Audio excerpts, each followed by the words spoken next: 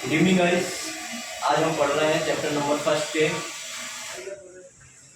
First के 5 very most questions है ना, जो कि एमपी बोर्ड 2024 के हिसाब से बहुत ही ज़्यादा मोस्ट है आपके लिए। ठीक है ना, चलिए पहला क्वेश्चन देखिए आप।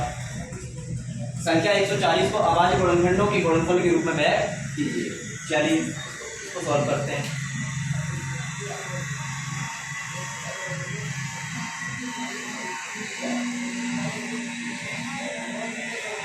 एक 140। ओके, देखिए बेटा, डिविजिबिलिटी रूल आपको आते ही हैं, हमने नेक्स्ट क्लास में पढ़ा था डिविजिबिलिटी रूल के बारे में, है ना। चलिए, पीछे 0 है तो 2 से डिवाइड हो जाएगा।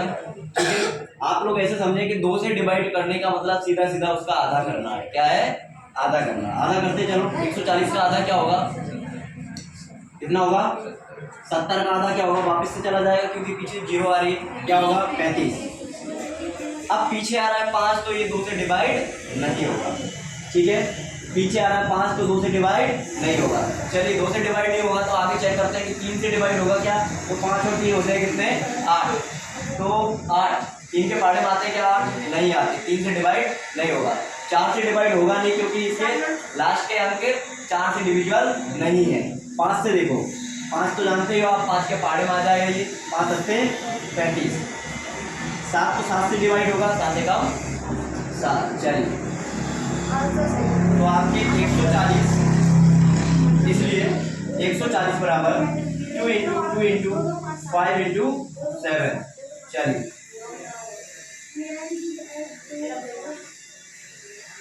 ये आंसर दे देंगे बेटा। ठीक है, और चाहो तो आप ऐसा भी आंसर दे सकते हो। 2 बार है, 2 बार है तो उसको 2 का स्क्वायर कर देंगे ना। 5 एक ही बार है तो 5 की पावर 1 और 7 की पावर 1, ऐसा भी कर सकते हैं। ठीक है, दोनों ही सही है। एक क्वेश्चन हो गया। चलिए अगला देखिए। ठीक है, एक क्वेश्चन और कर लेते हैं अपन इसमें। देखिए 3825 अगला क्वेश्चन है आपका। 3825। ठीक है, 3825 को अपन को क्या करना है? अभाज्य गुणनखंड के गुणनफल के रूप में व्यक्त करना है। चलिए इसको भी कर लेते हैं अपन। आइए 3800। चलिए 3825 को करते हैं। देखिए 2 से डिविजन हो नहीं सकता, ये डायरेक्टली दिख रहा है पीछे 0 2 4 6 8 नहीं है तो 2 से डिविजिबल नहीं हो सकता। चलो 3 से चेक करते हैं। 8 और 3 कितना हो गया? 11। 11 और 2 कितने हो गए? 13। 13 और 5 कितने हो गए? 13 5 कितने हो गए? 18। 13 5 18, तो ये 3 से डिविजिबल हो जाएगा। चलिए 3 एकम 3, 3 एकम 3 हो गया। आगे बढ़िए। 3 दूनी 6, 3 दूनी 6, 2 इसके आगे आए 30 आते 21 और 30 आते 21 हो गया। 22 हुआ था ना। 30 आते 21 किसके आगे? 3 5 6 15। इतना समझ में आया क्या? चलिए आगे देखिए, वापस 3 से कट सकता है क्या? 2 और 1 3, 3 और 7 10, 10 और 5 15। वापस 3 से कट जाएगा, फिर से 3 से काट दो। ठीक है, 3 चौके 12, 3 दूनी 6, 3 5 है 15। अब 3 से कट जाएगा क्या? 4 और 2 6, 6 और 5 11, नहीं कटेगा। चलो किससे काट दें? 4 से कटेगा नहीं, 5 से कटेगा। आइए 5 8 40, कितना बचा? 2 बचा। वापस 5 से काटो। 5 एकम 5 सत्ते, ये तो 17 से कटेगा। 17 एकम 17। इधर लिख लेंगे अपन 3824 बराबर, इसलिए का साइन लगाते हैं। 3824 बराबर कितना आया अपना? 3 इंटू 3 इंटू 5 इंटू 5 इंटू 17। चलिए b की पावर 2 एंड 5 की पावर 2 और 17 की पावर 1, ये हो गया आपका आंसर। इतना समझ में आया? कहाँ पे 5 है? अच्छा 3825। 3825। ठीक है, आ गया। चलो ये दोनों क्वेश्चन नोट कर लिया आपने। चलो इसको रिमूव कर रहा हूँ। देखिए आपकी जो शिवलाल की परीक्षा अध्ययन है उसके पेज नंबर 25 पे क्वेश्चन दिया है लघुत्तरीय प्रश्न का पहला वाला जो क्वेश्चन है आपका, देखिए उसका मैं डायरेक्ट आंसर कर रहा हूँ, क्वेश्चन बोल के डायरेक्ट आंसर कर रहा हूँ, आप लोग परीक्षा अध्ययन में देख लें, है ना। क्वेश्चन बड़ा है बेटा, उसको पूरे क्वेश्चन को लिखेंगे तो काफी समय लग जाएगा उसमें, ठीक है ना। इसलिए परीक्षा अध्ययन का पेज नंबर 25 निकाल लें आप लोग, ठीक है ना। उसका लघुत्तरीय प्रश्न का क्वेश्चन नंबर फर्स्ट है। देखिए क्या बोला है, किसी खेल के मैदान के चारों ओर एक वृत्ताकार पथ है। किसी खेल के मैदान के चारों ओर एक वृत्ताकार पथ है, ठीक है। खेल के मैदान के चारों ओर क्या है, एक वृत्ताकार पथ है। वृत्ताकार का मतलब होता है वृत्त के आकार का। आगे देखिए, इस मैदान का एक चक्कर लगाने में सोनिया को लगते हैं 18 मिनट। सोनिया को कितने लगते हैं, सोनिया को लगते हैं बेटा 18 मिनट। चलिए, सोनिया को लगते हैं 18 मिनट। चलिए, सोनिया को 18 मिनट लगते हैं, जबकि इसी मैदान का एक चक्कर लगाने में रवि को लगते हैं 12 मिनट। रवि को कितने मिनट लगते हैं, रवि को लगते हैं 12 मिनट। रवि को लगते हैं 12 मिनट, जबकि इसी मैदान का एक चक्कर लगाने में रवि को कितने लगते हैं, 12 मिनट लगते हैं। मान लीजिए वो दोनों एक ही स्थान से एक ही समय पर चलना प्रारंभ करते हैं, ठीक है। तो कितने समय बाद वे पुनः प्रारंभिक स्थान पर मिलेंगे। मान लीजिए कि ये क्या है, अपने किसी मैदान के चारों ओर वृत्ताकार पथ है, यानी कि रास्ता है, ठीक है। पथ का मतलब क्या होता है, रास्ता। मान लीजिए कि ये दोनों क्या कर रहे हैं, रवि और सोनिया, मान लीजिए कि इनका क्या कर रहे हैं, इसके चक्कर लगा रहे हैं, है ना, दौड़ लगा रहे हैं इसी समय, ठीक है ना। मान लीजिए यहीं से ये दौड़ स्टार्ट करते हैं, ठीक है ना। तो एक को कितना समय लगता है पूरा चक्कर लगाने में, एक को 18 मिनट लगते हैं और एक को कितने लगते हैं, 12 मिनट। तो अपन को बताना है कि ये दोनों कितने समय बाद ये दोनों वास्तविक प्रारंभिक स्थान पर मिलेंगे। एक की स्पीड ज्यादा, एक की स्पीड कम है, तो कितने समय बाद ये दोनों एक ही स्थान पर मिलेंगे। आगे बात समझ में। चलिए, तो देखिए जरा, पहली बात तो क्वेश्चन को पढ़ते समय हमको ये आइडिया लग गया कि जो आंसर होगा हमारा वो इन दोनों का एलसीएम होगा। क्या होगा, इन दोनों का एलसीएम होगा। क्यों होगा, क्योंकि वापस से उनको क्या करना है, एक ही स्थान पर मिलना है। क्या करना है, एक ही स्थान पर मिलना है। देखो, एक को लग रहा है 18 मिनट, एक को लग रहा है 12 मिनट, यानी कि जो समय कम ले रहा है उसकी स्पीड ज़्यादा होगी, सही है कि नहीं। जो समय कम ले रहा है उसकी स्पीड ज़्यादा होगी और जो समय ज़्यादा ले रहा है उसकी स्पीड कम होगी, समझ रहे हो। तो 18 का और 12 का एलसीएम क्या आएगा, चलिए डायरेक्टली बताते हैं। पहले तो 18 और 12 में बड़ा क्या है, 18 है। 12 के पहाड़े में 18 आते हैं, नहीं आते। 18 का पहाड़ा आगे बढ़ा दो, 18 दूनी 36, 36 आते हैं 12 के पहाड़े में। इसका आंसर बेटा 36 ही आएगा। क्या आएगा, 36। वो दोनों 36 मिनट बाद वापस प्रारंभिक स्थान पर मिलेंगे। चलिए, आपको कैसे करना है एमपी बोर्ड में, जल्दी देख लीजिए। ये तो हुआ क्वेश्चन को समझाने का आपको तरीका। बाकी देखिए अपन को एमपी बोर्ड में कैसे करना है, पेपर में कैसे करना है, ठीक है। चलिए, पहले हम क्या करेंगे, 18 के गुणनखंड कर लेंगे। चलिए, 2 से काटोगे 9 आएगा, ठीक है। 2 से काटने का मतलब सीधा आधा कर देना, बात खत्म। 3 से काटेंगे, 3 3 9, 3 से काटेंगे 3 का 3। चलिए, ये हो गया इसके गुणनखंड। दूसरा क्या था अपना 12 को भी काट लो, 2 से काट दो, आधा कर दो, 2 से काट दो, फिर आधा कर दो, अब 3 से ही कटेगा। इतना समझ में आया। चलिए, ठीक है, सॉरी यार, चलो ठीक है ना दोनों। चलिए, जो दोनों में एक जैसे हैं और जो एक जैसे नहीं है उनको भी लेना है। क्या करना है, अपन को एलसीएम निकालना है। क्या करना है, एलसीएम लेना है। एलसीएम लेना है तो देखिए जरा, इसमें कितना 3 था ना बेटा, इधर 18 और बड़ी संख्या, चलो 2 से काटा 6, ये 9, 2 से काटा 3, 9 ऐसा कैसा, 3 से काटा एक बार गया और 3 3 का वापस, 3 से काटा 3 का 3। तो इन सबको अपन डायरेक्ट लिख लेंगे साथ में, 2 × 2 × 3 × 3, ठीक है। चल, तो 2 दूनी 4, 4 दिया 12 और 12 दिया 36। लास्ट में लिख लेंगे अतः, क्या क्या नाम थे, सोनिया और रवि।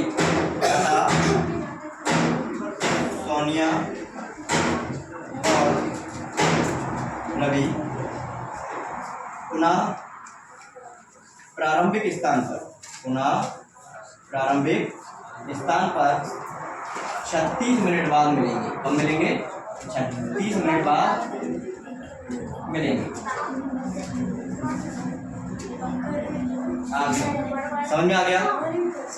और जैसे आपको अलग अलग करना है तो उससे भी हो जाएगा, ठीक है ना। जैसे अभी अपन ने अलग अलग करा था उससे भी हो जाएगा। फिर अपन को क्या करना पड़ेगा? 18 के अलग लिखो फैक्टर। 18 के फैक्टर अपने क्या थे?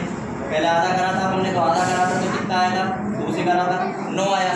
फिर अपन ने 3 से करा तो कितना आया? 3 आया। 3 से का 9, फिर वापस से 3 से करा था तो ठीक है 3 का 3 चलो।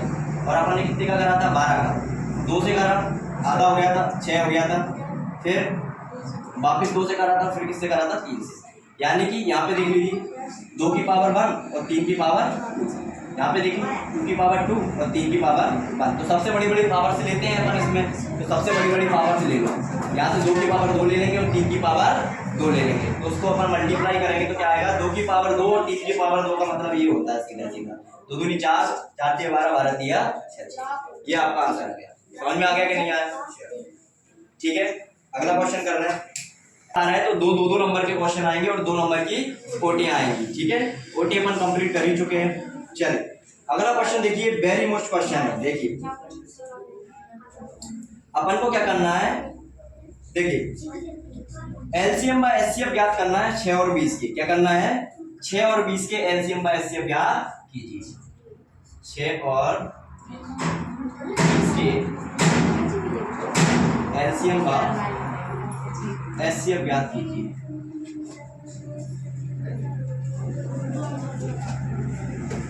चलिए ठीक है, एलसीएम बाय एचसीएफ निकालेंगे 6 और 20 का। चलिए ठीक है, 6 के फैक्टर कर ले 6 और 20 का एलसीएम। 2 नंबर का क्वेश्चन है, 6 और 20 का एलसीएम। ठीक है, 6 और 20 का एलसीएम करेंगे तो देखिए जरा, इधर मैं लिख लूंगा 6 लिखा और ये ठीक है, 2 से काटा 2 दिया 6, 2 से काटा 10। ठीक है, ये तो कटेगा नहीं 2 से, तो 3 ऐसा कैसा, 2 पंजे 10। ये 3 से 3 कम 3 और ये 5 ऐसा कैसा। ठीक है, अब 5 से काट देंगे 5 कम, तो अपने ये फैक्टर आए 2 2 3 और 5, ये अपने फैक्टर्स आए। ठीक है, चलिए तो देखो जरा, 2 दूनी 4, 4 दिया 12, 12 पंजे 60, इनका एलसीएम क्या आएगा? 60। समझ में आ गई बात? चाहो तो आप ऐसा लिख सकते। ठीक है, एक स्टेप बढ़ जाएगी, ये 60 आ जाएगा। एक आंसर हो गया। अब अपन को क्या निकालना है? एचसीएफ निकालना है। क्या निकालना है? एचसीएफ। ठीक है, तो 6 और 20, 6 और 20 का एचसीएफ, 6 और 20 का एचसीएफ। ठीक है, डायरेक्टली लिख दें क्या 6 और 20 का एचसीएफ? 6 और 20 में क्या कॉमन है? 2 अकेला। क्या कॉमन है? 2। इसको अपन ने ओटी में ऑब्जेक्टिव टाइप में भी सॉल्व किया था, ये आपके आ गया। ठीक है, एक क्वेश्चन ये हो गया। ओके,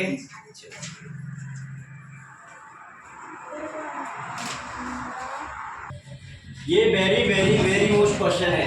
अगला क्वेश्चन जो कर रहे हैं ये एमपी बोर्ड 2024 के हिसाब से वेरी वेरी मोस्ट क्वेश्चन है। देखो जरा, इसमें बोला है 6, 72 और 120 के एचसीएफ और एलसीएम ज्ञात कीजिए। क्या बोला है? 6, 72 और 120 के एलसीएम और एचसीएफ ज्ञात कीजिए। 6, 72 और 120 और 120 के एलसीएम व एचसीएफ ज्ञात कीजिए। ऐसे ही बोला है। देखिए जरा, इसमें क्या करेंगे, एक ही से दोनों का काम हो जाए अपना, है ना। एलसीएम भी निकल जाए और एचसीएफ भी निकल जाए। इसके लिए हम क्या करेंगे, दोनों के तीनों के अलग अलग क्या कर लेंगे? फैक्टर कर लेंगे। 6 लिख लिया, 72 लिख लिया और अपन ने क्या लिख लिया? 120।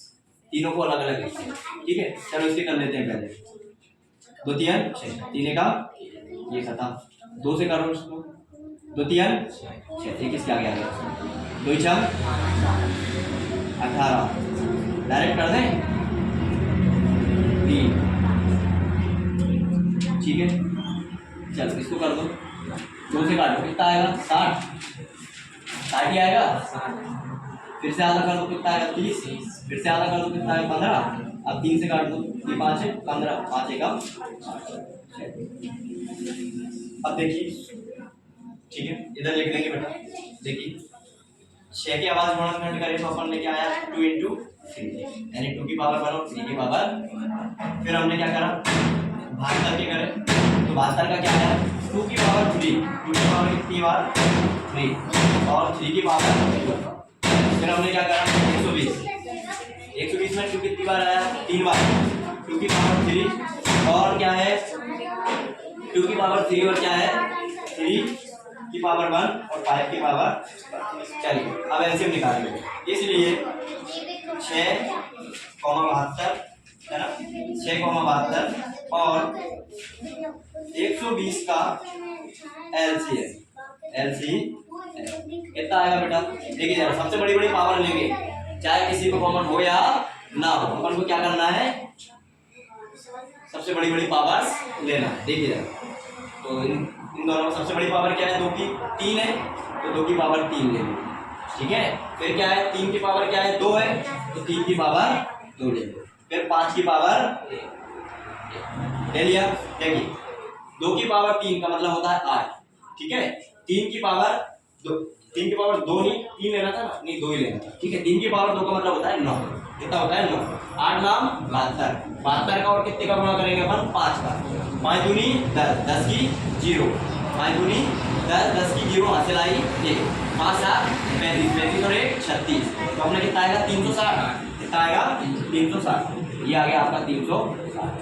एलसीएम आ गया, अब एचसीएफ निकालेंगे, क्या निकालेंगे तथा एचसीएफ तथा 6,72 और 120 का एचसीएफ। चलिए देखिए जरा इसमें क्या करते हैं अपन, जो कॉमन होती हैं समान होती हैं उसमें क्या करते हैं छोटी छोटी पावर लेते हैं। छोटी छोटी पावर क्या है इसमें देखिए जरा, जो कॉमन नहीं है उसको तो लेना ही नहीं है, इसमें जो कॉमन नहीं है उसको नहीं लेना है, तो क्या क्या लेंगे इसमें जरा बताइए। 2 है और क्या है 3 है, 2 है और 3 है, तो 2 की पावर 1 और 3 की पावर 2 3 6, क्या आएगा आंसर 6, ठीक है। 2 की पावर 1 और 3 की पावर 1 कितना जाएगा, समझ में आ गया कि नहीं आया, आ गया।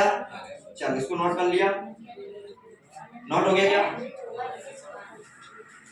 चलो ये आंसर, ठीक है। अगला और लास्ट क्वेश्चन है आपका, कितने क्वेश्चन हो गए 4 हो गए, अगला और लास्ट क्वेश्चन है, देखिए जरा साफ कर दें इसको। सिद्ध कीजिए कि √5 एक अपरिमेय संख्या है, जो कि आपका 2020 में आया था एमपी में, कब आया था 2020 में। ये लास्ट क्वेश्चन है आपका आज का, कितने क्वेश्चन हो गए अभी तक 4 हो गए, एक क्वेश्चन आपका होमवर्क है 96 और 404 का एचसीएफ और एलसीएम याद कीजिए, ठीक है ना। ये होमवर्क है आपका 404 का एचसीएफ याद कीजिए, और अगर आपको नहीं आता है ये क्वेश्चन तो कमेंट में बता देना, फिर वापस कर देंगे, ठीक है ना, सॉल्व करवा देंगे आपको, ठीक है ना। 96 और 404 का एचसीएफ और एलसीएम याद कीजिए। चलो अगला देखिए, देखिए इस क्वेश्चन में अधिकतर बच्चों को दिक्कत आती है, तो आप लोग इस क्वेश्चन को ध्यान से देखें, है ना। देखिए जरा, सिद्ध कीजिए कि √5 एक अपरिमेय संख्या है, क्या बोला है, इस क्वेश्चन को पूरा लिखूंगा मैं, सिद्ध कीजिए कि √5 एक अपरिमेय संख्या है, √5 एक अपरिमेय संख्या है, अपरिमेय संख्या है। चलिए सिद्ध कीजिए कि √5 एक अपरिमेय संख्या है। चलिए इसका सॉल्यूशन करते हैं। देखिए बेटा क्या करेंगे, हम इसका अपोजिट मान के चलेंगे, क्या मानकर चलेंगे, अपोजिट। हमको पता है कि √5 एक अपरिमेय संख्या है, लेकिन हमको क्या करना है, इसको प्रूव करके बताना है कि √5 एक कैसी है, अपरिमेय संख्या है। बात समझ में आई। चलिए मैं लिखूंगा कि √5 एक परिमेय संख्या है, मानूंगा मैं, माना कि √5 एक परिमेय संख्या है, माना कि √5 एक परिमेय संख्या है। अपन अपोजिट मानेंगे इसका, माना कि √5 एक परिमेय संख्या है। √5 एक क्या है? परिमेय संख्या। बेटा जब √5 परिमेय संख्या है तो आप जानते हो कि परिमेय संख्या की जो डेफिनेशन है वो क्या कहती है? अगर ये परिमेय संख्या है तो मैं इसको p/q के रूप में लिख सकता हूँ कि नहीं लिख सकता हूँ? आप इसको p/q भी मान सकते हो, आप इसको a/b भी मान सकते हो, जो आपको ठीक लगे वो मान सकते हो। समझ रहे हो? यहाँ पर a और b क्या है? कोई भी सहभाज्य संख्या है, या फिर आप बोल सकते हो कि कोई भी पूर्णांक संख्या है। पूर्णांक मतलब पूरी संख्या है। चलिए, जब ये √5 परिमेय संख्या है तो मैं इसको a/b के रूप में लिख सकता हूँ। ठीक है, ये लिख दिया। अब यहाँ पे ब्रैकेट में लिख देंगे जहां a और b सहभाज्य संख्या है। क्या है? सहभाज्य संख्या। a और b सहभाज्य संख्याएं। ठीक है, जहां सहभाज्य संख्या है और q नॉट इक्वल टू 0। क्या है? सहभाज्य संख्या है और क्या है इसमें q नॉट इक्वल टू, इतना समझ में आया? q के बराबर नहीं है, क्या नहीं है? 0 नहीं है। सहभाज्य संख्या क्या होती है? सहभाज्य संख्या वो संख्या होती है, सहभाज्य संख्या समझ लो, नहीं तो बाद में जाके आपको दिक्कत आएगी। सहभाज्य संख्या क्या होती है? सहभाज्य संख्याओं का मतलब ये होता है कि इन दोनों संख्याओं में, ऊपर वाली में और नीचे वाली में, इन दोनों संख्याओं में एक के अलावा कुछ भी एक जैसा नहीं है ना? जिसमें कॉमन फैक्टर एक होता है उनको बोलते हैं सहभाज्य संख्या। चलिए, इतना समझ में आ गया क्या आपको? इतना समझ में आ गया? इसका कर देंगे अपन तिर्यक गुणा। क्या कर देंगे? तिर्यक गुणा। इसका इधर और इसका इधर, इसके नीचे कुछ नहीं तो इसके नीचे क्या हो जाएगा? 1 हो जाएगा। इसका इधर गुणा कर देंगे, b/√ कितना हो जाएगा? 5 बराबर में 1। ठीक है, अब हम क्या करेंगे? ये √, हटाने के लिए दोनों तरफ क्या कर देंगे? वर्ग कर देंगे। क्या कर देंगे? दोनों तरफ वर्ग। इधर लिख देंगे दोनों ओर वर्ग करने पर। क्या लिखेंगे? दोनों ओर वर्ग करने पर। चलिए, वर्ग कर दो दोनों साइड वर्ग कर देते हैं। तो देखिए, b का स्क्वायर वर्ग से √, कट जाएगा b का स्क्वायर, और क्या बचेगा अपने पास? ये 5, आगे लिख लिया 5b² बराबर a²। इतना समझ में आया क्या? चलिए, इधर देखिए, अब मैं क्या करूंगा? b² का मान निकालने के लिए क्या करूंगा? a² के बटे में क्या कर दिया अपन ने? 5 कर दिया। क्या कर दिया? 5। इसका मतलब क्या हुआ कि भैया a² 5 से विभाजित हो रहा है कि नहीं हो रहा? चलिए देखिए, आई हमने एक प्रमेय पढ़ी थी, यदि a² 5 से विभाज्य हो रहा है तो a भी 5 से विभाज्य होगा। वही चीज हम यहाँ पर लिख रहे हैं। देखिए, अतः ऐसा लिखते हैं, यदि a² 5 से विभाज्य है, a² 5 से विभाज्य है तो a भी 5 से विभाज्य होगा। a भी 5 से विभाज्य होगा। ओके, a भी 5 से विभाज्य होगा। इतना समझ में आ गया? अब हम क्या मान लेंगे? माना a बराबर 5c। क्या मान लेंगे? a बराबर 5c। चलिए, माना a बराबर 5c। क्या मान लिया? a बराबर 5c। चलिए, इसमें मान रख देंगे, इसका a का मान रख देंगे इसमें। चलिए, इसको नाम दे दो समीकरण फर्स्ट। समीकरण फर्स्ट में a का मान रख देगा। क्या करने पर? समीकरण फर्स्ट में, बेटा आवाज मत करो, समीकरण फर्स्ट में a का मान रखने पर,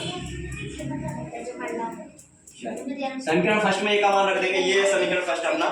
ये देखिए, b² अपनी जगह पर ही है। चलिए, a² की जगह पे क्या रखूंगा? मैं 5c रखूंगा। क्या रखूंगा? 5c। अब स्क्वायर है तो डायरेक्ट लिख दूं क्या? 25c² लिख दूं क्या डायरेक्ट? क्योंकि 5c का क्या होगा? स्क्वायर होगा, क्योंकि a पर स्क्वायर है ना, तो 5c का स्क्वायर होगा। तो 5 का स्क्वायर मैंने डायरेक्ट कर दिया। क्या कर दिया? 25 और ये सी का स्क्वायर सी स्क्वायर बटे में कितना 5, 5 से इसको डिवाइड करोगे आप 5 25, तो बी स्क्वायर बराबर आपका क्या आएगा 5 सी स्क्वायर आएगा। क्या आएगा 5 सी स्क्वायर। अब अपन क्या करेंगे, सी स्क्वायर की वैल्यू निकालने के लिए अपन ने लिखा, सी स्क्वायर की वैल्यू निकालने के लिए लिखा बी स्क्वायर बटे में 5, बी स्क्वायर बटे में 5। मैं इधर लिखूंगा वापस से, देखिए यदि बी स्क्वायर 5 से विभाज्य है, 5 से विभाज्य है, तो बी भी 5 से विभाज्य, बी भी 5 से विभाज्य होगा, बी भी 5 से विभाज्य होगा। ठीक है, देखिए जरा, चूंकि ये सेकंड, चूंकि समीकरण 1 व 2 से, समीकरण 1 व 2 से, देखिए 2 से ए एवं बी में 5 सार्वगुणनखंड, क्या है सार्वगुणनखंड है, सार्वगुणनखंड है, मतलब दोनों में कोवेलेंट है। क्या है, ए में भी 5 से भाग जा रहा है, बी में भी 5 से भाग जा रहा है, जो कि पूर्व कथन का विरोधाभास है। सार्वगुणनखंड है जो कि पूर्व कथन का विरोधाभास है, पूर्व कथन का विरोधाभास है। कैसा है, विरोधाभास है। अतः √5 एक अपरिमेय संख्या है, अपरिमेय संख्या है। कितना समझ में आ गया क्या? यानी कि देखिए जरा, इसका मतलब समझ लीजिए, हमने क्या लिखा था, हमने लिखा था कि ए और बी कैसी है, सहअभाज्य संख्याएं। यहाँ पर हमने लिखा था ए और बी कैसी है, सहअभाज्य संख्याएं। इसका मतलब ये हुआ कि इन दोनों में एक के अतिरिक्त और कुछ भी कॉमन नहीं मिलेगा, एक जैसा नहीं मिलेगा। लेकिन हमने जब आगे इसमें सॉल्व करा तो यहाँ पर देखा कि ए में ए स्क्वायर में 5 से भाग जा रहा है, यहाँ पर बी स्क्वायर में भी 5 से भाग जा रहा है। भैया जब इनमें कोई कॉमन एक जैसा है ही नहीं तो इन दोनों में 5 कहाँ से आ गया? तो जो ये अपना पूर्व कथन का विरोधाभास हो गया कि नहीं हो गया, उल्टा हो गया। पहले तो अपन ने बोला था क्या कि इनमें एक के अतिरिक्त कुछ भी कॉमन नहीं मिलेगा, अब अपन ने बोल दिया कि इन दोनों में क्या एक जैसा है, सार्वगुणनखंड क्या है 5 है, तो ये तो गलत हो गया कि नहीं हो गया? इसलिए हमने लिखा है जो कि पूर्व कथन का विरोधाभास है, विरोधाभास है मतलब उल्टा है, गलत है ना। अतः √5 एक अपरिमेय संख्या है। ठीक है बेटा, ये पांचों क्वेश्चन आप कर लोगे तो आपके चैप्टर नंबर 1 कंप्लीट है ना। इसके अतिरिक्त आपका एमपी बोर्ड में बाहर का क्वेश्चन नहीं आएगा। ठीक है, इसी के साथ अपना चैप्टर नंबर 1 खत्म होता है ना। अगर अगला चैप्टर उठाएंगे अपन सेकंड, है ना। सेकंड चैप्टर का नाम क्या है, बहुपद। अगला जो आपका चैप्टर होएगा है वो है अपना कौन सा, बहुपद है। ठीक है, कल से अपन बहुपद के पहले ऑब्जेक्टिव टाइप पढ़ेंगे, इसके बाद में उसके भी मोस्ट क्वेश्चन लेकर आएंगे, है ना। ओके, मिलते हैं अगली क्लास में। Thank you.